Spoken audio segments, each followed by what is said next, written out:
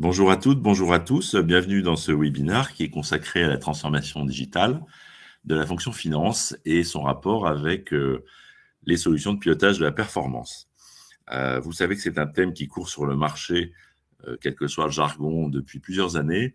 Donc, il nous a semblé intéressant de revenir vers vous avec des retours d'expérience fondés sur notre parcours à la fois de conseil, d'intégrateur et de TMA pour vous faire des retours motivés sur ce qui nous semble être le fondement de cette transformation. Alors, pour faire ça, déjà, première remarque, vous allez pouvoir poser toutes vos questions dans le chat. Je m'appelle Patrice Godard, je dirige l'advisory chez Click Performance. Et je vais vous faire un petit retour sur ma 30aine d'années d'expérience sur ces sujets, ainsi que notre expérience collective, bien entendu. Alors, sans plus attendre le sommaire, quels sont les déclencheurs que l'on observe sur le marché de cette transformation? On va voir qu'il y a des déclencheurs externes, des déclencheurs internes, et puis ce que ça a comme conséquence. Et puis ensuite, on examinera les différents champs de transformation de la fonction sur les processus, l'organisation et la data, bien entendu, et les conséquences que voie technologique que vous avez à accomplir ou les évolutions. Pour faire ça, on confrontera évidemment l'évolution de vos offres à vos besoins. D'où plusieurs scénarios et une proposition de démarche, bien entendu, sur comment prendre ce genre de problématiques. Alors, les pourquoi, il y a des raisons, on va dire, que l'on pourrait qualifier de marché et des raisons internes, qui bien sûr se répondent. Les raisons d'environnement, vous en connaissez une partie. Ce sont les nouvelles normes. Alors, ce sont des nouvelles normes qui peuvent toucher vos problématiques de consolidation statutaire. Mais on voit aussi apparaître CBCR, etc., tous les IFRS, mais aussi on voit apparaître évidemment le RSE depuis déjà 2 ou 3 ans. Je ne parle pas de l'apparition du concept, je parle vraiment de la concrétisation dans les systèmes de reporting group de ces problématiques et aussi de la traduction de cela dans les plans d'action des entités opérationnelles. Donc ça, c'est le premier gros bloc externe qui pèse sur les systèmes de pilotage à l'évidence et qui pousse à leur transformation et à celle de la fonction. Le deuxième sujet, c'est bien sûr la digitalisation, non pas seulement de la fonction, mais de l'ensemble des marchés, qui fait qu'on a besoin de mesurer les performances de canaux supplémentaires, complémentaires, canaux web, canaux robots, etc., qui en transformant le mode de consommation par nos clients, effectivement, transforme nos propres problématiques de pilotage. Et puis, des chocs externes, donc je ne vais pas vous refaire le schéma guerre-inflation, mais vous connaissez ça parfaitement. Et puis, face à cet environnement en mutation, eh bien, il y a des stratégies d'entreprise propres que vous pouvez mener, qui sont évidemment la réponse à ces normes, la réponse à cette digitalisation et la tentative, par exemple, en faisant des simulations de prix du gaz, de voir l'impact des chocs externes sur vos comptes de résultats et vos bilans. Mais il y a aussi des stratégies propres, intrinsèques, endogènes, qui sont une introduction en bourse, des acquisitions, enfin on va dire une respiration de périmètre en cession-acquisition, et puis la traduction concrète en entreprise de l'environnement écologique en transformation, c'est bien sûr la décarbonation et la mesure d'indicateurs de performance également sur ces domaines. On va voir l'impact que ça a sur les systèmes de pilotage. Face à ça, alors ça tombe bien, c'est un peu en rouge-orangé, on a des systèmes qui sont vieillissants, pour rester poli. Donc, ce sont les systèmes qui, pour les logiques de consolidation, sont apparus il y a une vingtaine d'années avec la mode des systèmes unifiés intégrés de gestion. Et puis, en local, dans les entités, pour les gens qui font les budgets, il y a encore beaucoup de prédominance de tableurs, d'Excel. Et puis, éventuellement, des solutions qui n'ont pas été mises à jour, comme du Planning Analytics, TM1, ou l'Oracle Planning qui n'aurait pas migré vers IPCR. Alors, la question, à partir de ça, si on prend ces trois blocs, qu'est-ce qu'on transforme et jusqu'où en termes de pilotage? Alors, on ne va pas aborder toute la transformation de la fonction, évidemment, dans le cadre de ce webinaire, parce que nous sommes spécialisés en système de pilotage. Donc, je laisse de côté des chantiers que vous connaissez probablement, qui sont des chantiers de digitalisation, dématérialisation, robotisation. Alors, un petit mot là-dessus, quand même. Robotisation, il y a eu des tentatives de l'appliquer au système de pilotage, mais finalement, les cas d'usage sont assez limités, puisqu'ils se confinent sans mauvais jeu de mots, au système d'autorisation pour relier les centaines de personnes qui peuvent être connectées à un système de pilotage à des Active Directory, à des répertoires, donc déclaration automatique de droit par exemple, ou parfois certaines robotisations sur une partie des rapprochements interco, mais vous voyez que c'est très particulier et très zoomé, surtout très limité. Donc on va essentiellement parler ici de transformation en termes de fonctions et de système de pilotage. Si je veux m'aligner sur ces marchés et cette stratégie, ben, en fait mon objectif est d'avoir en fait à ma disposition ce que j'ai appelé ici un écosystème, donc pas juste un système d'information, pas juste un système informatique, mais un écosystème. Ça veut dire quelque chose qui est inséré dans votre système d'information et surtout dans votre organisation et vos processus. Donc quelque chose qui est capable de traduire les contraintes que vous pouvez avoir ou les ambitions que vous pouvez avoir en termes de processus, d'organisation et d'information. Évidemment, ces trois blocs, ces trois domaines, ces trois champs sont connectés, sont interconnectés entre eux, puisqu'un processus, finalement, c'est quelqu'un qui fait une tâche, donc quelqu'un qui appartient à une organisation, qui fait une tâche sur des données à un moment précis. Donc, on pourrait prendre une majeure processus, mais là, pour des raisons, on va dire, pédagogiques, nous avons préféré le structurer de cette manière. Et puis, bien sûr, ces trois champs vont avoir des implications sur les choix technologiques que vous avez à mener, et c'est ce qu'on verra par la suite. Donc, la technologie est à la fois la résultante, finalement, de ces implications des trois domaines, mais aussi un vecteur de transformation pour vous. Alors, de quoi parle-t-on en termes de processus? On parle soit de la partie haute de cette page qui concerne les systèmes groupes, donc consolidation statutaire, reporting financier, RSE, ESG, et puis les reporting autres, RH, industriel, etc., avec des fonctions d'accès qui se sont beaucoup diversifiées depuis une dizaine d'années. Alors, on pense évidemment aux publications parce qu'on a des publications externes à faire ou tout simplement des tableaux de bord, des books à produire. Mais de plus en plus sont apparus dans les solutions et dans les demandes, à vrai dire, des fonctions de dashboarding, donc de présentation, puisque l'information, ça se vend, ça ne se fait pas que se consolider ou se contrôler ou se normaliser, des analyses ad hoc, donc des systèmes de navigation dans la donnée qui sont beaucoup plus souples qu'auparavant. Et puis, en raison notamment des chocs externes, mais pas seulement, des simulations. Alors, certaines étaient historiquement implantées, par exemple des simulations de périmètre ou des simulations de devises, mais même au niveau groupe, maintenant, on voit apparaître des simulations, je dirais pas opérationnelles, mais quand même très très proches d'indications volume, d'indications consommation de matières premières, par exemple. C'est le cas dans un grand groupe industriel avec lequel on travaille actuellement. Donc, vous voyez que ces fonctions de simulation qui étaient auparavant plutôt dans le cadre budgétaire, dans le cadre prévisionnel, dans le cadre des rolling forecasts, apparaissent maintenant au niveau des fonctions de contrôle de gestion groupe. Et puis en bas, on a tout simplement modélisé budget réel, estimé, plan, rolling forecast. Donc en fait, le cycle de pilotage que vous connaissez et qui est applicable à N entités. Donc soit vous êtes une entité, très bien, vous avez ce cycle, tout parti. Et soit vous êtes un groupe et là, votre problématique, c'est finalement, je change quoi? Qu'est-ce que je dois faire évoluer? Et si je veux transformer ma fonction, jusqu'où je vais? Alors, qu'est-ce qu'on peut dire sur ces processus en termes d'observation et de retour marché? Eh bien, il y a deux gros sujets. Auparavant, SUIG, on va dire qu'il y a une vingtaine d'années, c'est les consolideurs qui ont pris la main pour des raisons légales, de risques juridiques, etc., sur les systèmes de pilotage centraux. Et puis, les systèmes locaux partaient sur de l'Hyperion ou restaient sur Excel. Bon, voilà. À cause de la digitalisation des marchés, sont apparus des axes complémentaires, on le citait en introduction. Donc, on a ici un retour de l'analytique extrêmement puissant, avec des analyses de mix beaucoup plus précises qu'auparavant. Donc, il y a une certaine, je ne dirais pas revanche, mais un certain retour de balancier sur cette analytique. Ça, c'est ce qu'on peut observer en process group. Le deuxième point, c'est que auparavant, la finance, donc tout ce que vous connaissez, tableau de flux, bilan, PNL, était vraiment la colonne vertébrale. Alors, ça le reste. Néanmoins, on voit apparaître d'autres chapitres qui sont largement aussi importants pour l'instant en termes de communication, mais aussi de mesure d'indicateurs et donc de sourcing, ce qui crée une complexité, puisque le RSE pousse à une multiplication des indicateurs. Vous connaissez la normalisation, la taxonomie.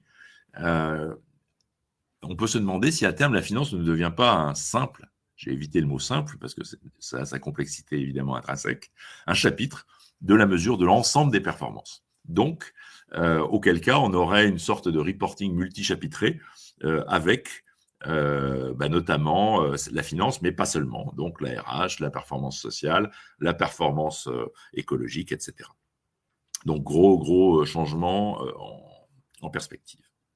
Ça, c'était pour les processus groupes. Si on regarde maintenant ce qui se passe au niveau des entités, donc des entités opérationnelles, des country business units pour parler français, la problématique, vous la voyez sur la gauche, c'est que je n'ai pas un budget, j'ai un budget des ventes, j'ai un budget, si je suis en industrie, je vais avoir un budget S&OP, donc un budget de demande, un budget de planification industrielle, un budget de bill of material, donc de nomenclature, de gamme, etc. Si je suis en distribution, je vais avoir des problématiques d'examen de rentabilité par agence, point de vente, etc.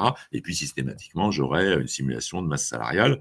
Tout ça devant, à la fin, me donner un budget financier incluant des problématiques de cash et de tableau de flux. Bon. Vous voyez qu'en soi, il n'y a pas un planning, il y a un processus global avec des sous-processus.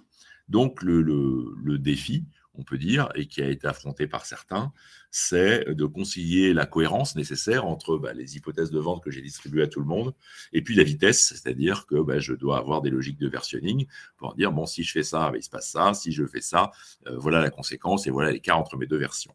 Donc, on a plusieurs logiques qui sont à l'œuvre, une logique d'alignement entre les différentes fonctions et donc de collaboration, et puis une accélération de la fréquence des prévisions pour précisément résister aux chocs externes. L'évolution, elle est relativement simple, c'est d'avoir un rolling forecast. Alors, rolling vrai ou pas, forecast peut-être d'abord en fin d'exercice avant de rouler sur l'exercice suivant, mais en tout cas, à la demande. Un peu comme ce qu'on a pu constater en BI, donc le self-service BI, ça devient également vrai sur la partie pilotage des performances, donc les solutions dites EPM. Ça, c'est pour une entité, mais finalement, si vous remontez ça au niveau du groupe, c'est la même chose. Sauf que un groupe peut avoir 10, 20, 30, 40 entités opérationnelles, bien plus parfois. Donc, la question, c'est si je dois commencer à développer une transformation technologique, process, organisationnelle, etc., dans une entité, peut-être que j'ai intérêt à me diriger vers une notion de corps modèle, à savoir par activité homogène et par thème étant vente, ressources humaines, finances, etc., avoir une modélisation qui se ressemble, ça me permettrait de gérer un peu mieux le turnover dans mes équipes. Donc, vous voyez des transformations à l'œuvre en termes de processus. Si maintenant on regarde l'aspect organisationnel, traditionnellement, le contrôle de gestion se retrouve à la confluence de plusieurs interlocuteurs. C'est une fonction de plateforme qui adresse en interne ou en externe différents interlocuteurs, différentes parties prenantes, avec à chaque fois des problématiques de communication spécifiques. Et donc, ça veut dire peut-être, et même certainement, déjà des spécialisations métiers à l'intérieur de la filière finance. Ça, c'est un peu, je dirais, l'état de l'art. Maintenant, concrètement, quelles sont les transformations à l'œuvre en termes organisationnels ? Eh bien, pour l'instant, la finance se définissait comme un fournisseur d'informations normalisées et validées. Bon, ça veut dire quoi ? Ça veut dire que j'étais responsable de la qualité des informations réelles, mais également prévisionnelles qui étaient fournies, mais c'est les informations financières. Et alors que maintenant, on dit, non, mais je vais transporter des informations pour le compte d'autres. J'ai une direction RSE dans l'entreprise, mais finalement, comme c'est auditable, c'est la finance qui transporte les informations de la RSE. Et donc, je me retrouve dans une position un tout petit peu de guingois. Même chose, traditionnellement, on appelle ça business partner pour faire moderne. En clair, je suis partenaire de toutes les fonctions opérationnelles. Mais là, ça se transforme parce que si je veux véritablement pouvoir simuler des impacts qui vont au-delà de la finance, je suis obligé de modéliser le métier de mes clients. Je me retrouve donc dans une double position. À la fois, je suis fournisseur de services puisque finalement, je transporte les informations des autres, notamment. Si je suis dans un groupe et que je crée un corps modèle, c'est souvent les fonctions centrales qui vont jouer le rôle d'impulsion. Donc, je vois bien que je fournis un service de corps modélisation pour les entités. Donc, je ne suis plus juste possesseur, entre guillemets, d'un SI Finance, mais je vois bien que je suis possesseur d'un SI de pilotage multifonction. Et puis, d'autre part, si je modélise le business de mes interlocuteurs, ça veut dire qu'il faut que je connaisse ces inducteurs métiers. Je dis, voilà comment ils budgètent ses ventes, voilà le risque de perte d'un gros client, etc., etc., etc. Okay.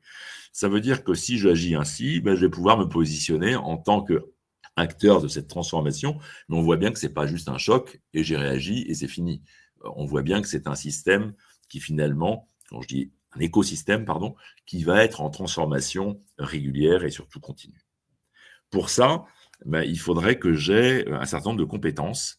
Ces compétences, elles sont évidemment du domaine financier, mais elles sont aussi des domaines projets, puisque je vais avoir à mener des projets soit de normalisation, des projets d'implantation de systèmes, des projets d'accompagnement, des projets de changement, et j'arrive à la communication où je ne suis pas juste en train de délivrer des informations, je suis aussi en train de dire aux directions, vous-même, comme moi je vais changer, vous-même vous allez devoir changer. Et peut-être que vous avez un rôle dans cette transformation propre de vos clients internes et fournisseurs d'informations. Puis bien sûr, il y a un aspect technologique pour la maîtrise des solutions par vous-même, pour tout simplement être autonome dans les décisions que vous allez prendre sur l'évolution de votre propre système de pilotage. Donc on voit apparaître des fonctions comme directeur de la transformation, directeur des systèmes de pilotage ou directrice. Bon, vous voyez bien que ça traduit cette évolution. Donc là, on a vu le champ processus, le champ organisationnel, et en termes d'information, en fait, la traduction de ça, c'est que, vous le voyez sur le schéma sur la droite, j'ai une sorte de composition où je me retrouve avec des domaines fonctionnels très différents, juxtaposés dans mes systèmes d'information et de pilotage, mais je mélange les trajectoires. Ça veut dire que, en fait, concrètement, j'aimerais bien effectivement aller vers le RSE, mais je ne veux pas non plus passer en perte. Donc, je suis obligé de mélanger les trajectoires financières et RSE et garder une cohérence globale vis-à-vis de l'ensemble des parties prenantes. Et puis, bien sûr, je vais devoir mélanger les informations, ça veut dire avoir des systèmes référentiels, d'où la fédération des référentiels, qui me permettent de partager des données de différents domaines pour dire, finalement, le tableau de bord de cette activité, si je le fais en multifonction, ça donne ça. La question numéro 2 est extrêmement clé dans la structuration de vos systèmes cibles. Alors, évidemment, ces choses-là se transforment, vous allez lancer de nouveaux produits ou un nouveau marché. Mais en revanche, l'invariant, c'est la notion de produit, c'est la notion de marché, c'est la notion de channel, etc. etc. Et la question qui demeure, c'est jusqu'où je vais en centrale et en local, par domaine et par activité, jusqu'où je mélange le réel et le prévisionnel, à quel niveau, etc. Sans créer des systèmes beaucoup trop complexes pour que vos utilisateurs puissent les alimenter. Je dois continuer à maîtriser cette qualité de données, en réel, en prévisionnel. J'ai l'habitude dans le domaine peut-être des ventes, de la finance, mais en RSE aussi, je vais fixer des objectifs d'atteinte de consommation carbone, par exemple. Donc, je vais également gérer là, non pas une simple remontée d'indicateurs réels, mais également des collectes de prévisions. Et puis, vous voyez arriver la conséquence en termes de système d'information, c'est qu'à partir du moment où j'ai des domaines hétérogènes, j'aurai une multi-alimentation, c'est-à-dire que l'ERP ne pourra pas forcément tout couvrir. Je devrais m'alimenter de systèmes carbone, de systèmes RH, de systèmes plus précis en industriel ou en supply, etc. Donc voilà ce que l'on peut dire sur le constat sur l'information et les évolutions. Certaines sont très connues, l'unification des plans de compte, même le mot unification, c'est un mot qui traîne sur le marché depuis une quinzaine d'années. En revanche, la fédération des processus, le fait d'avoir des workflows structurés par macro-domaine, ça c'est nouveau. Et effectivement, ça apparaît dans les solutions de pilotage désormais. Bon, remonter l'indicateur, on en a parlé, mais concrètement, ça veut dire que vous allez remonter, par exemple, tout ce que vous consommez en énergie, tout ce que vous consommez par type d'énergie, en volume, sur l'ensemble de votre périmètre. On voit bien qu'on est au-delà de l'ERP, puisque les consommations physiques, je ne suis pas, ça dépend de mon équipement ERP, bien entendu, mais je ne suis pas obligé forcément dans la situation où j'ai toutes les informations dans mon système entreprise. En local, donc, je vais évidemment associer les opérationnels. Ça veut dire que concrètement, je vais comprendre le métier de l'ensemble de mes interlocuteurs et donc inclure, par le biais de la modélisation, des indicateurs et des axes qui n'ont pas forcément grand-chose à voir avec mes préoccupations uniquement financières. On parle du type d'énergie, donc là, évidemment, c'est de l'industriel. On peut prendre des exemples en supply, des exemples en vente, avec la notion de territoire ou d'équipe de vente, pour la rentabilité des équipes de vente, tout simplement. Et donc, la grosse question, évidemment, c'est comment modéliser des axes extra-financiers mais toujours en gardant ma préoccupation de rentabilité, d'équilibre des bilans, etc. Eh bien, ça veut dire que je vais devoir modéliser des axes suivant des critères qui sont des critères de mix économique, et ça veut dire que je vais devoir demander aux solutions de gérer, par exemple, des hiérarchies non équilibrées. J'ai des marques propres que je veux détailler, j'ai des marques partenaires, hein, comme on le traite en ce moment dans une société du luxe. Ben, c'est évident que je ne vais pas avoir la même préoccupation sur mes produits propres ou ceux des partenaires. Et puis des interfaces multiples, on parlait tout à l'heure d'enracinement dans différents systèmes d'information. Si vous avez un data warehouse ou un data lake, évidemment, c'est le bon canal pour remonter ces informations. Alors, conséquences en termes de technologie. Alors, vous voyez bien qu'on a très rapidement parcouru 3 domaines: processus, organisation, information. Ces 3 domaines sont en transformation. Vous êtes en train de réviser vos processus, accélération des prévisions, par exemple. Le positionnement de la fonction finance dans l'entreprise change, puisqu'il devient un positionnement de service, et les informations ont été enrichies par cet aspect de couverture multifonction, multidomaine. Concrètement, face à cela, si on regarde avec un petit pas de recul l'évolution des solutions, on constate qu'il y a des évolutions dans 3 parcours. Donc ici, on l'a structuré par parcours. En clair, quelles sont les fonctions données aux utilisateurs, aux administrateurs fonctionnels et au SI. Alors, pour les utilisateurs, il y a un énorme bond en avant sur le plan ergonomique. Alors, vous allez me dire, ce n'est pas très compliqué. Les produits EPM étaient historiquement laids. En tout cas, c'est mon point de vue.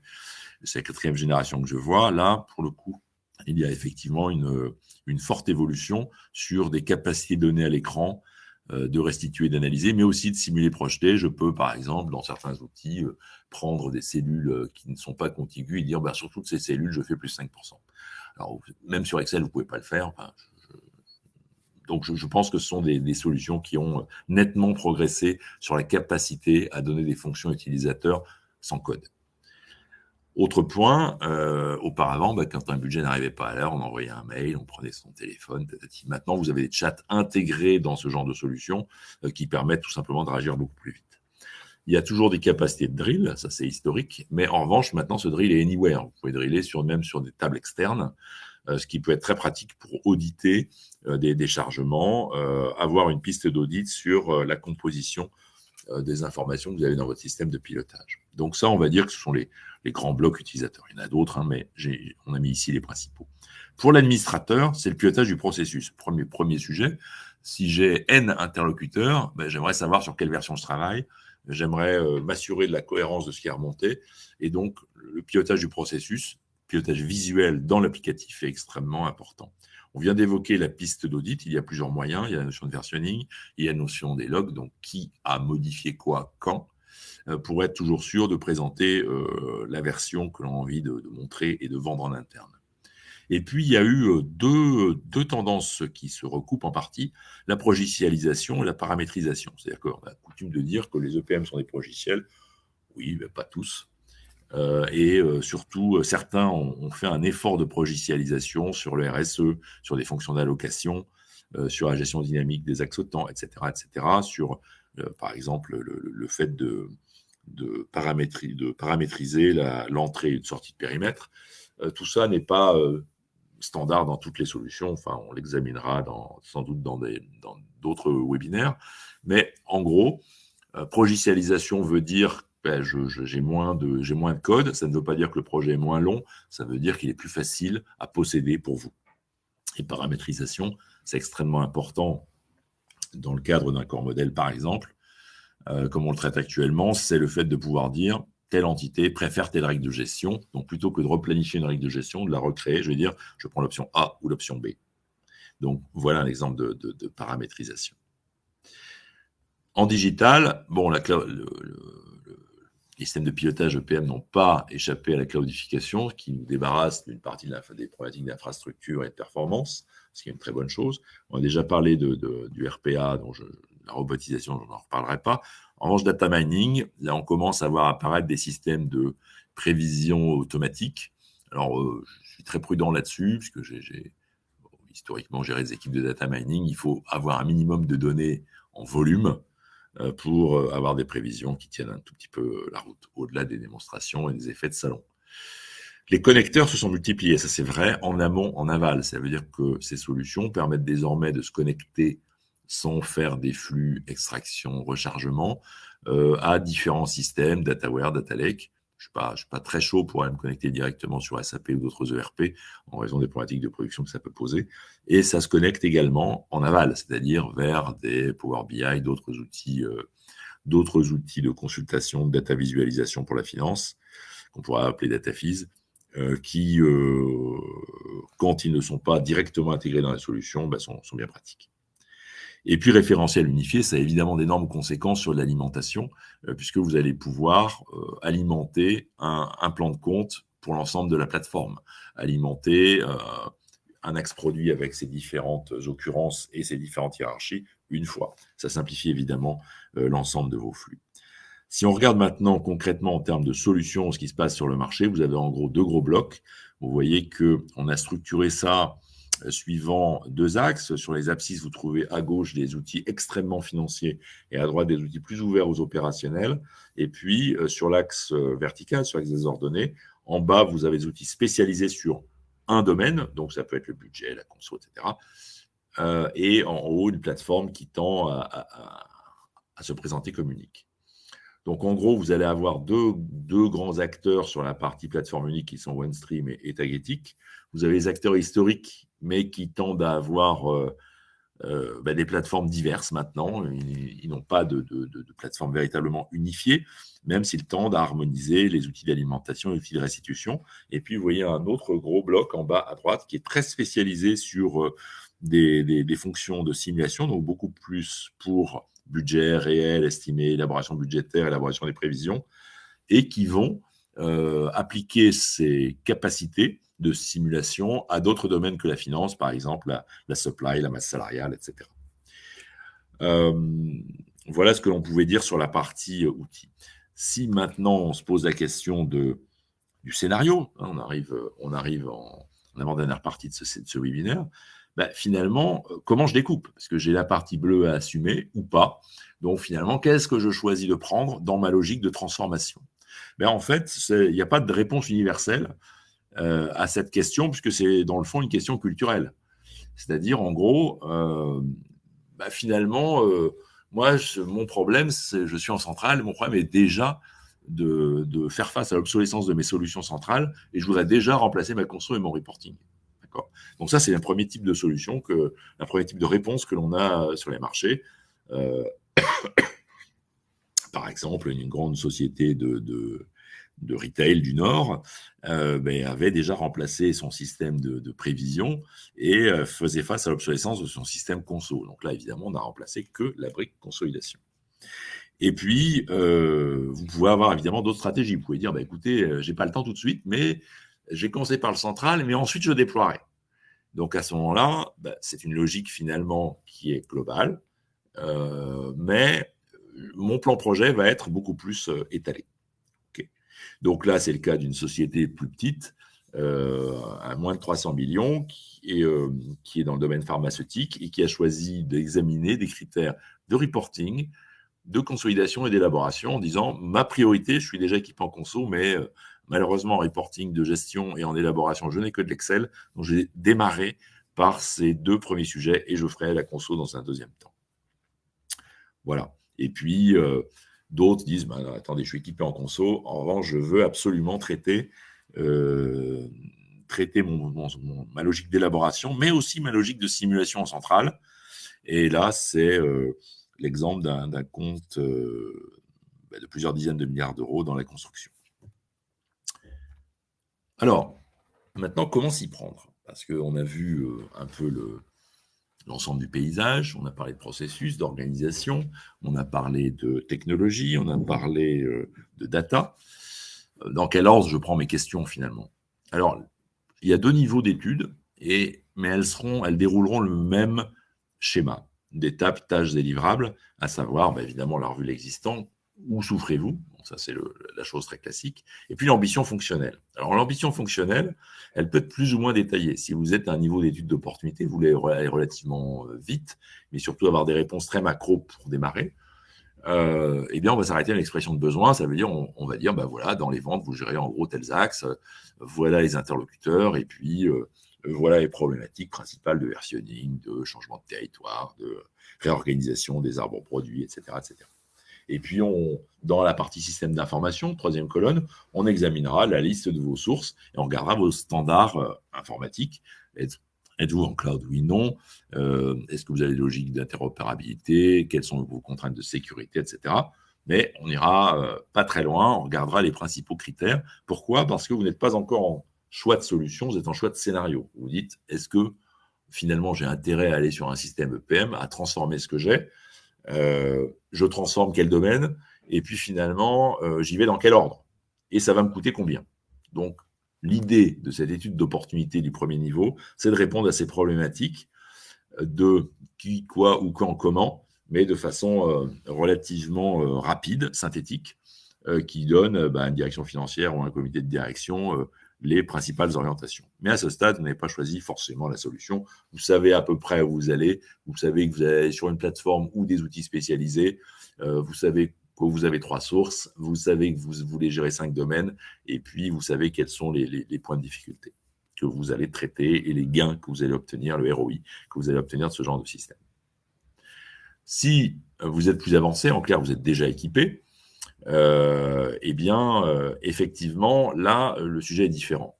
Il y a un sujet qu'on traite en ce moment avec une équipe extrêmement expérimentée. Donc, on n'est pas dans le cas d'un primo-équipement, on est dans le cas d'un remplacement. Et là, finalement, je vais aller beaucoup plus loin tout de suite. C'est-à-dire que je sais très bien ce que j'ai. Je sais très bien là où je souffre. J'ai des problématiques de maintenance de référentiels multiples. J'ai des problématiques d'industrialisation de RSE. C'est-à-dire, je l'ai déjà fait, mais en fait, c'est un peu brinque-ballant. Et la solution que j'ai prise, elle permet de tenir, mais pas d'être soutenable. Et puis, franchement, je vois à peu près dans quel scénario je suis, mais alors en revanche, les solutions, c'est un autre sujet. Et je sais que je vais me réengager pour 5 ou 10 ans au minimum. Donc, j'aimerais ne pas me tromper. Et donc là, j'ai besoin d'aller plus loin dans les ambitions fonctionnelles. Et là, j'écris un cahier des charges avec ce que vous voyez apparaître ici, des points saillants. Donc là, on va modéliser les axes, on va dire vous êtes en une hiérarchie, vous êtes des hiérarchies équilibrées ou pas, etc. C'est un point saillant pour le choix de la technologie ou pas. Donc, on va identifier ces points saillants. Dans les systèmes d'information, on va tenir compte évidemment de l'évolution de vos systèmes pour dire, attendez, vu ce que vous dites, vous allez lancer un projet SIRH dans 2 ans, c'est un cas réel, évidemment qu'on ne va pas commencer par la simulation de masse salariale immédiatement. Et puis là, on va évidemment déterminer les critères techniques. Les points saillants fonctionnels plus les critères techniques vont donner 2 des grandes familles des critères de choix solutions. Et puis, on va y ajouter des retours marchés, évidemment, des dossiers d'appel d'offres avec une partie financière. Donc là, on construit le RFP et on le transfère aux éditeurs. Et puis, en parallèle, on travaille les lotissements, les coûts, évidemment, par module, et puis les coûts de possession, puisque vous savez qu'on est aussi détenteur d'une activité de TMA, de service managé. Donc, on est capable, évidemment, d'évaluer des coûts de possession extrêmement rapidement. Donc, voilà en gros. Retenez bien les 5 étapes. Et ensuite, il faut vous positionner suivant, évidemment, là où vous en êtes dans votre propre organisation. Voilà ce que je voulais vous dire aujourd'hui. On l'a fait évidemment au pas de charge, comme d'habitude. Déjà parce que ça vous réveille après le petit déjeuner, et puis parce que vous avez d'autres engagements. Et donc, en conclusion, je vais vous annoncer le prochain webinaire. Là, on a parlé beaucoup de définition de ce qu'est la transformation et de ses vecteurs et des champs sur lesquels on travaille. La prochaine fois, écoutez, on examinera un peu les facteurs clés. Évidemment, on creusera cette méthodologie, mais on va aussi prendre des sujets qui ne sont pas traditionnellement traités ou peu par l'EPM, par les systèmes de pilotage de la performance, c'est-à-dire en gros, est-ce que je dois mettre de l'agile? Est-ce que c'est bien intelligent dans un système conso, mais dans un système de préf, c'est peut-être différent? Qu'est-ce que je dois faire? L'expérience utilisateur, si je dois vendre de l'information, impliquer mes opérationnels, vaudrait mieux que la solution déployer une certaine ergonomie et un certain mode de fonctionnement et répondre à un certain nombre de principes d'écran, de restitution, etc. Et puis, surtout, là, je vais lancer un projet, ça implique des non financiers, notamment. J'ai entre 50 et, comme ça arrive, 2000 utilisateurs. évidemment qu'il faut que je gère ce changement en termes de communication, en termes de formation, d'information et de support post-go live. Donc, on examinera tous ces points lors du prochain webinaire et je vous invite à vous inscrire sur la page CliPerf où vous avez restitution de ce présent webinaire, des précédents et puis bien sûr annonce des futurs. Voilà ce que l'on pouvait vous dire aujourd'hui et maintenant je vous propose que l'on garde quelques minutes pour les questions.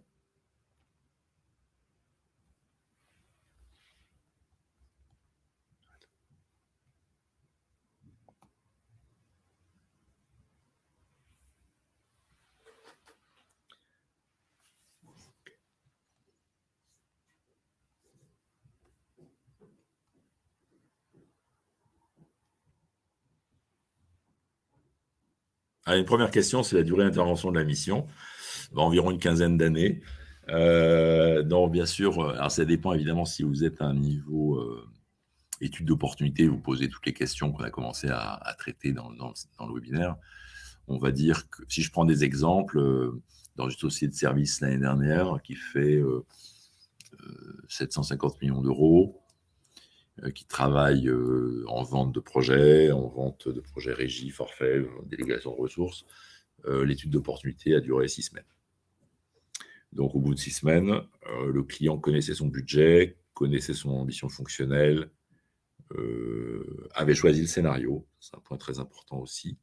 On disait, moi, j'irais, vu ce que je veux faire, dans son cas, c'était consolidation statutaire, consolidation de gestion, élaboration de la masse salariale, budget par projet, vu son activité. Écoutez, ça l'a conduit à choisir une plateforme, une logique de plateforme. Et ensuite, on est passé dans la phase ultérieure qui était la définition du cahier des charges de manière plus détaillée, comme on l'a décrit tout à l'heure. Donc, ça, c'est la première réponse, c'est 6 semaines. Et puis là, on a des dossiers qui sont plus longs, évidemment. L'exemple d'une société du CAC 40, donc là, c'était déjà un premier dégrossissage, on va dire qu'on était sur un niveau intermédiaire par rapport aux deux que je vous ai présentés. Ça a duré 3 mois. Et là, on est sur une société du luxe. On est en train de boucler l'étude et puis le RFP est parti écouter la semaine dernière. On a commencé en novembre, donc le RFP est parti la semaine dernière. On est également sur une durée de 4 mois, disons, en incluant le choix de solution. Donc voilà à peu près la durée que vous pouvez anticiper. En termes de ressources, évidemment qu'il vous faut des gens de la fonction finance, donc contrôleur de gestion, consolideur, quelqu'un du SI ou du digital, quel que soit le nom de la direction, pour examiner les sources. Ça, c'est évidemment indispensable. Et puis, à un moment, il faut prévoir de voir le sponsor, le ou la sponsor. Donc, voilà, en gros, les interlocuteurs principaux qu'on va avoir dans ce genre de mission. Et de notre côté, vous allez avoir une directrice ou un directeur de mission, quelqu'un comme moi, en fait, qui a beaucoup de cheveux. Et puis, vous aurez en adjoint une ou deux personnes suivant les sujets traités, puis qui peuvent être plus ou moins larges, et on ne peut pas prétendre connaître l'ensemble des sujets de pilotage, à l'évidence. Et donc là, il y aura le renfort d'un consultant senior, connaissant les solutions, et parfois de quelqu'un qui est très pointu en RSE, en conso, enfin sur des sujets bien spécifiques. Donc voilà, en gros, le dimensionnement. Vous voyez, on n'est pas sur de très gros sujets, mais on est sur des sujets structurants quand même.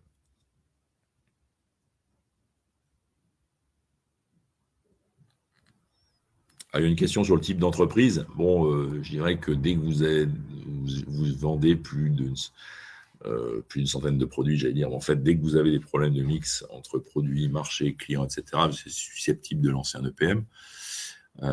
Ça, c'est, je dirais, donc le minimum, on va dire que c'est quelques centaines de millions d'euros, genre de grandeur.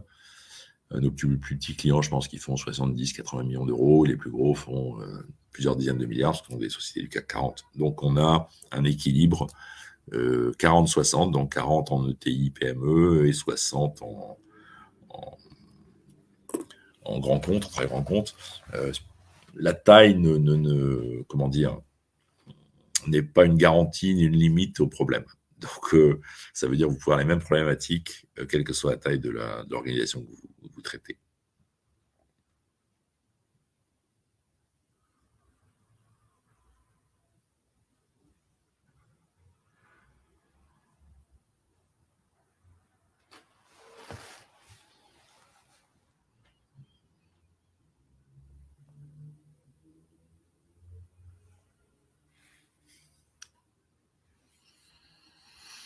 Alors là c'est une question, il va me falloir 3 heures. Quel est le ROI pour le bénéfice de ce type d'émission? ROI, incapable de vous le dire. Je peux vous dire les réponses qu'on essaie d'apporter, mais le ROI, comme souvent en informatique, on connaît le coût, on connaît peu les bénéfices. Mais le coût, vous pouvez l'estimer à partir de la durée, c'est pas très compliqué. S'il y a 2 personnes pendant 2 mois, vous voyez à peu près ce que ça peut faire. Le ROI, alors si maintenant on parle de retour, le retour dépend du fait de savoir si vous êtes primo-accédant ou si vous êtes en remplacement. Si vous êtes primo-accédant, vous allez découvrir le PM, évidemment que ça va vous amener tous les bénéfices de ce genre de solution et que ça va être le vecteur effectivement de repositionnement de la fonction d'entreprise. Si vous êtes en remplacement, si vous ne traitez que la problématique d'obsolescence, c'est l'auberge espagnole, vous aurez les bénéfices de ce que vous mettez à l'auberge. Mais la plupart du temps, on profite de ce genre de projet. Profite est un mot un peu ambigu, mais pour faire un lifting fonctionnel et dire finalement, je gérais ça comme ça pour l'instant et j'avais beaucoup de petits Excel à côté, comme c'est le cas dans la société que je viens de vous citer, d'évoquer, la société du luxe.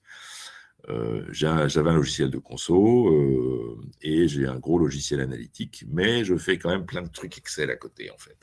Et en recensant tout ça, eh bien les directions financières se sont rendues compte que de l'énormité de ce qui était traité, crédit management à la main, etc., etc. Donc ça vous permet aussi de moderniser certaines fonctions, certains processus, comme on l'a dit. Et puis ça permet de se reposer les questions sur la modélisation, la bonne modélisation, puisque dans l'exemple que je viens de vous citer, il gérait un axe client, un axe marché, un axe canal et un axe pays.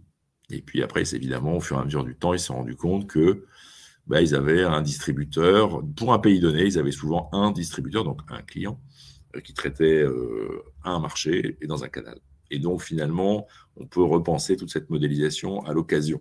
Et donc, simplifier le sujet, évidemment, et la maintenance, et simplifier les restitutions pour les comités de direction, entre autres, notamment à l'occasion de cette mission. Donc ça, c'est un ROI. C'est un retour, évidemment, d'optimisation, de reconfiguration du système de pilotage qui n'était pas prévu au départ, très honnêtement, je n'en ai pas vu.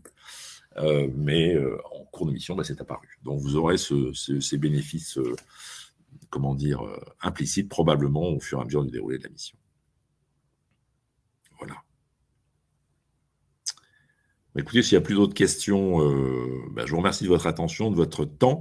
Je vous souhaite une très bonne journée. Et puis, rappelez-vous de vous inscrire sur la page pour avoir toutes ces informations. Il me reste à vous souhaiter une très bonne continuation. Merci.